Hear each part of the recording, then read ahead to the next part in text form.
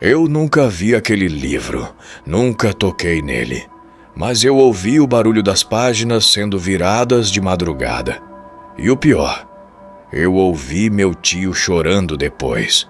Diziam na família que minha tia usava o livro de São Cipriano para controlar ele, que fazia coisa escondida na cozinha, que coava café de um jeito estranho, que murmurava palavras baixinho enquanto ele dormia. Eu achava que era fofoca, até a noite em que eu vi meu tio, um homem duro e agressivo, ajoelhado na área de serviço, pedindo perdão para alguém que não estava ali. O que aconteceu depois dividiu minha família para sempre. E até hoje, quando lembro daquela Páscoa, eu sinto que tem algo que nunca foi embora daquela casa. Fica comigo até o final, porque tem coisa que eu nunca contei para ninguém. Tudo começou como aquelas conversas que parecem inofensivas, sabe? Coisa de família reunida na cozinha, café passado na hora e fofoca rolando solta. Minha avó nunca gostou da minha tia, isso era claro para todo mundo. Ela dizia que desde o primeiro dia sentiu algo errado nela.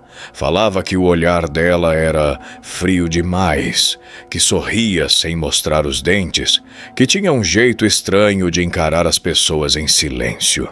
Eu era pequeno, então levava como implicância de sogra.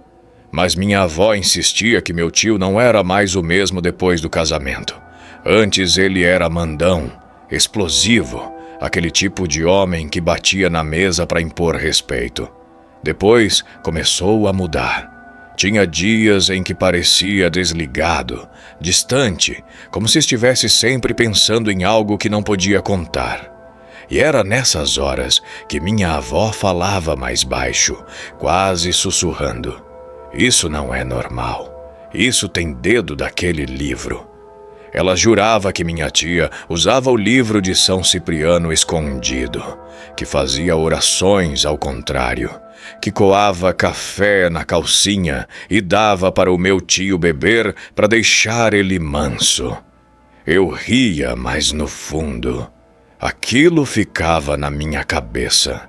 Meu tio sempre foi um homem difícil de lidar. Grosso, impaciente, do tipo que gritava antes mesmo de ouvir. Quando eu era criança, só o som da voz dele já fazia a gente ficar quieto. Ele impunha medo. Mas depois do casamento, algo começou a mudar de um jeito que ninguém conseguia explicar. Não foi de uma vez.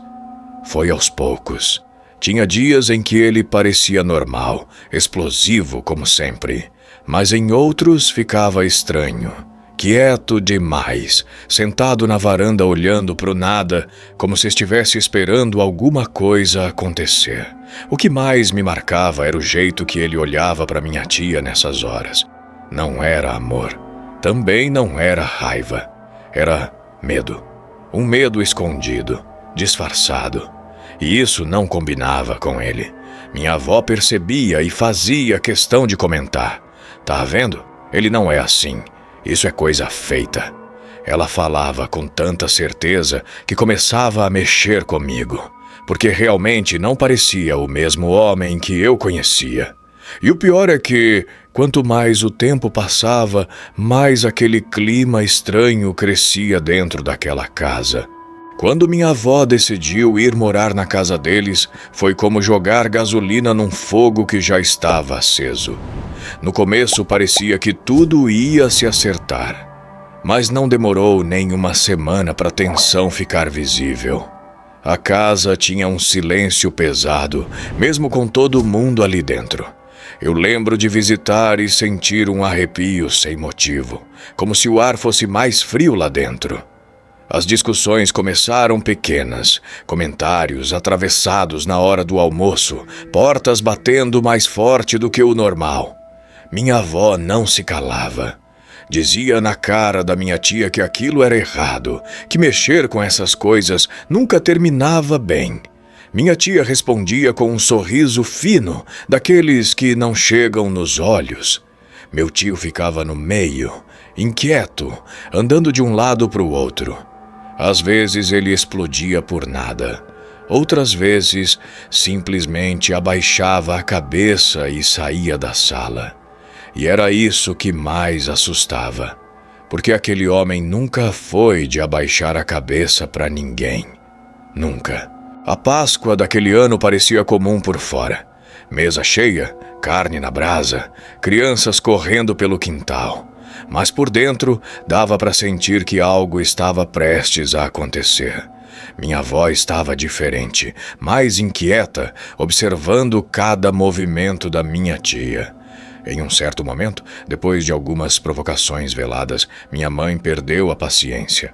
Na frente de todo mundo, ela soltou: "Você virou um frouxo. Tá enfeitiçado." O silêncio caiu na hora. Meu tio congelou. O rosto dele mudou. Não foi só raiva. Foi como se alguém tivesse tocado numa ferida aberta. Ele levantou devagar, entrou para dentro da casa e ninguém teve coragem de ir atrás. Segundos depois, ele voltou com uma faca na mão. Não estava correndo, nem gritando ainda. Estava andando devagar, respirando pesado, e o olhar dele parecia de alguém que estava lutando contra algo invisível. Foi aí que eu percebi que aquilo não era mais só briga de família. Quando ele começou a gritar, tudo saiu do controle. Minha tia tentou segurar o braço dele, mas ele puxou com força, como se nem reconhecesse quem estava na frente. Ele não apontava a faca direto para ninguém. Ele balançava no ar, tremendo, falando coisas desconexas. Eu não aguento mais. Eu fiz tudo o que ela mandou. Tudo. Ele repetia isso como um desabafo preso há anos. Minha avó começou a chorar alto, dizendo que tinha avisado, que aquilo era o preço. As crianças foram levadas para dentro, mas eu fiquei paralisado, olhando aquela cena como se fosse um filme de terror acontecendo na minha frente. O mais estranho é que em alguns momentos ele parecia estar respondendo a alguém que não estava ali. O olhar dele se desviava para o canto da cozinha, como se tivesse alguém observando. Os vizinhos chamaram a polícia. Quando os policiais chegaram, ele já estava sentado no chão, suando frio, com os olhos perdidos, como se tivesse acordado de um pesadelo. Depois que levaram meu tio, a casa nunca mais foi a mesma. Ele ficou 48 horas preso, mas parecia que tinha passado anos ali dentro. Quando voltou, estava diferente, mais calado, mais magro. Evitava olhar nos olhos de qualquer pessoa. A família se dividiu de vez. Uns defendiam ele, dizendo que foi provocado. Outros diziam que aquilo era consequência de algo muito maior. Minha avó não quis mais ficar naquela casa. Disse que ali tinha coisa ruim, que as paredes guardavam palavras que não devia ter sido ditas. Ela veio morar com a gente, mas o peso veio junto. À noite, ela acordava assustada, dizendo que ouvia passos no corredor. Uma vez eu levantei para beber água e vi ela parada na sala escura, rezando baixo, olhando fixo para a porta do banheiro. Quando perguntei o que era, ela só respondeu: "Ele não está sozinho." Eu nunca soube se ela falava do meu tio ou de outra coisa. Pouco tempo depois que minha avó veio morar com a gente, a saúde dela começou a piorar de um jeito rápido demais. Ela sempre foi forte, lúcida, daquelas que resolvem tudo sozinhas. Mas de repente, ficou fraca, esquecendo coisas simples, acordando no meio da noite assustada. Teve uma madrugada que eu ouvi ela conversando sozinha no quarto. A voz dela estava tremendo, como se estivesse discutindo com alguém invisível. No dia seguinte, ela fingiu que nada tinha acontecido. Só disse que tinha sonhado, mas o olhar dela parecia cansado, como se estivesse lutando contra algo que a gente não podia ver. 2 semanas depois, veio o AVC. Foi internada às pressas. No hospital, ela mal conseguia falar. Mesmo assim, segurou minha mão com força e sussurrou algo que até hoje ecoa na minha cabeça. Nunca procure aquele livro. E ninguém tinha tocado nesse assunto ali. Ninguém. Isso me gelou por dentro. Minha avó morreu 2 dias depois de falar aquilo. O enterro foi silencioso, pesado, cheio de olhares atravessados. Ninguém dizia em voz alta, mas todo mundo culpava meu tio.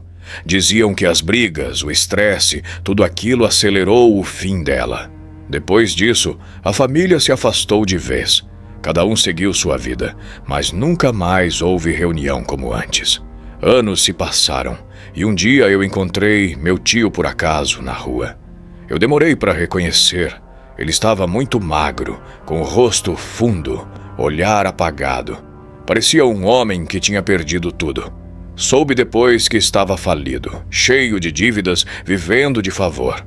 Minha tia também não estava bem. Perdeu a visão de forma repentina. Algo raro, disseram os médicos. Pode ter explicação, pode ser coincidência. Mas tudo aconteceu depois daquela Páscoa, depois daquela faca, depois daquela frase. Eu fiz tudo o que ela mandou. E até hoje eu me pergunto, mandou o quê? Depois que minha avó se foi, uma coisa estranha aconteceu. As brigas simplesmente cessaram, como se algo tivesse sido encerrado junto com ela. Meu tio nunca mais teve aquele surto. Minha tia nunca mais foi confrontada. O assunto morreu, pelo menos na superfície. Mas dentro de mim, nunca morreu. Eu nunca vi o tal livro. Nunca encontrei nada escondido em gavetas ou caixas antigas.